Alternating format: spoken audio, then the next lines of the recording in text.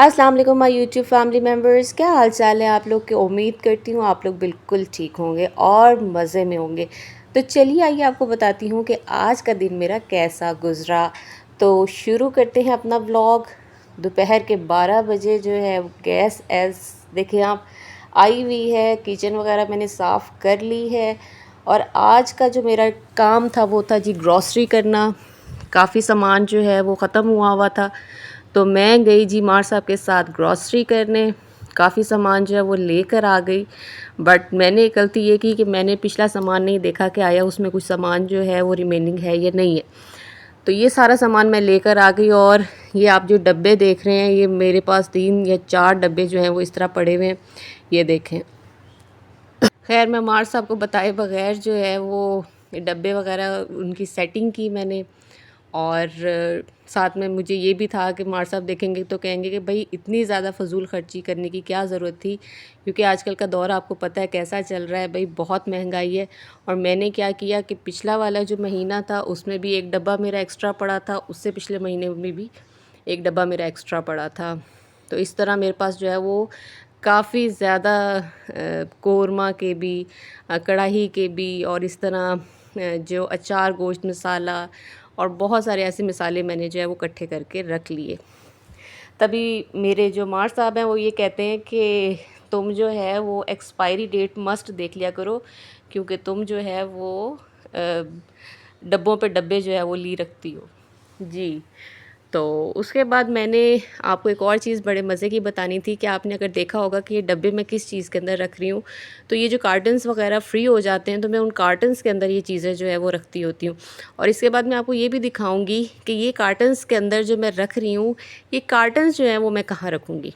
ठीक है, ये जी नूडल्स वगैरह रात को अगर क्रेविंग होती है तो सम टाइम्स ये खा लिए जाते हैं। बाकी वो एक पैकेट जो है वो मैंने इस्तेमाल किया हुआ है मैक्रोनी का, कुछ खुली मैक्रोनी जो है वो भी मैंने ली थी। और साथ में जो है एक आध स्पैगेटीज़ जो है वो भी मैंने ली। अब यहाँ पे एक बड़े मज़े की बात है कि स्पैगेटी स्पैगेटी जो है वो किस तरह बोली जाती है, इसके ऊपर हमेशा मैं और मेरे जो मार साहब हैं वो बातचीत करते रहते हैं कि स्पैगेटी को असल जो तरीका है वो किस तरह का है बोलने का। तो आप मुझे कमेंट्स में ज़रूर बताइएगा कि स्पैगेटी को बोला कैसे जाता है जी। तो ये देखेंगे मैं किसान घी और ऑयल इस्तेमाल करती हूँ। उसके जो खाली डब्बे हैं उसको मैंने इस तरह इस्तेमाल किया है कि उसके अंदर मैंने ये चीज़ें डाल के रख दी हैं। ये भी कुछ एक्स्ट्रा हो गए थे जो मैंने रख दी। अब यहाँ पे दालों के जो पैकेट्स वगैरह मैंने लिए थे जो पूरा महीना इस्तेमाल करने होते राशन में, वो मैं लेकर आई थी।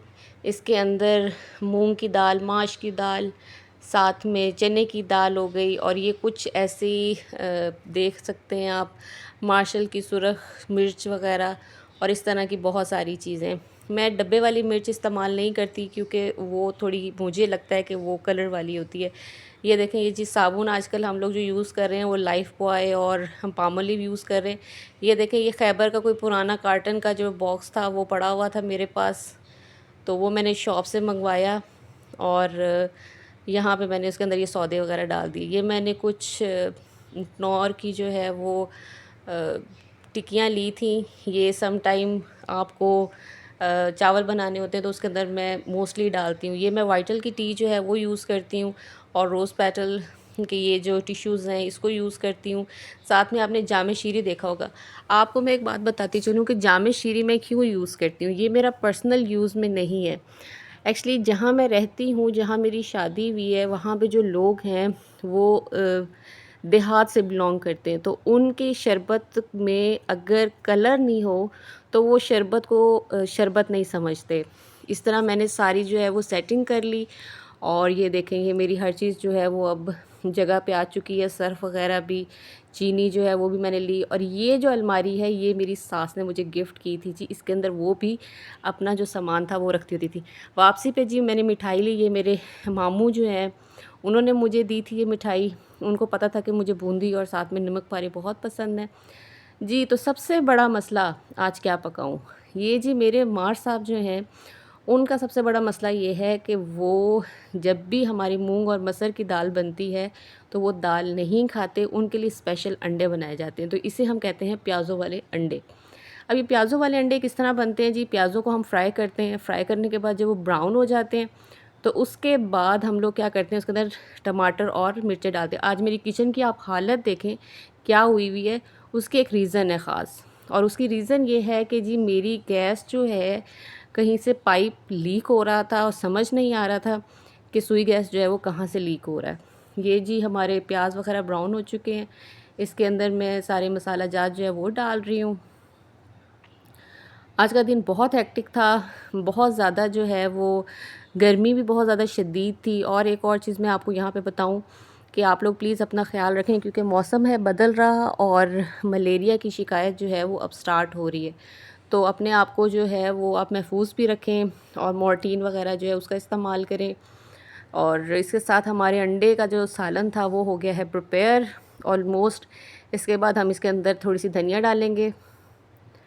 और आप लोगों से गुजारिश है कि चैनल को मस्ट सब्सक्राइब कर लिया करें, कमेंट्स भी ज़रूर किया करें और लाइक भी ज़रूर किया करें, क्योंकि आपकी सपोर्ट की वजह से जो है वो मैं अपने चैनल को आगे बढ़ा सकती हूँ। आप लोगों की मोहब्बत मुझे कमेंट्स के ज़रिए जो है वो मौसूल होती है, तो कमेंट्स जो हैं वो मस्ट मुझे किया करें और सब्सक्राइब का बटन जो है वो भी प्रेस कर दिया करें।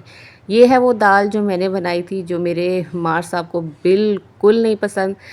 इवन जो चावल बॉयल्ड होते हैं ना उसके साथ फिर भी खा लेते हैं, लेकिन ये रोटी के साथ कभी भी दाल नहीं खाते। हालांकि मैं जो है इस दाल को बहुत पसंद करती हूँ और अक्सर मैं क्या करती हूँ इसी के अंदर रोटी डाल लेती हूँ और फिर चम्मच के साथ खाती हूँ। ये हो गया हमारा रात का खाना तैयार जी। चटनी भी थी, साथ में सैलेड भी था और तंदूर की थी रोटियाँ। अपना बहुत सारा ख्याल रखिएगा, मिलते हैं नेक्स्ट व्लॉग में। अल्लाह हाफिज़।